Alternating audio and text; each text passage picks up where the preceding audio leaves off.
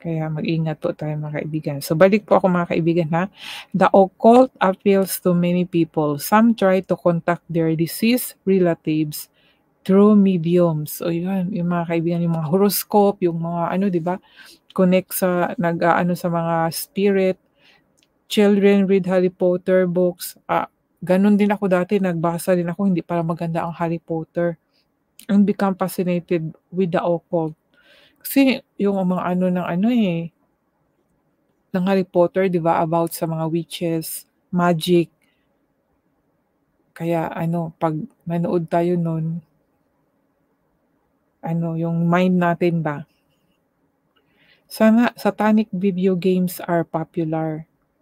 You need to educate your children on the dangers of the occult, satanic activities, and other demonic influences. God Almighty condemns witchcraft and sorcery.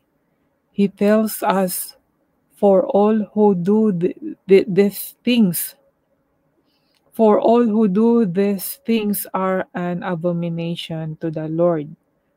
Deuteronomy chapter 18 verse 12. Basahin natin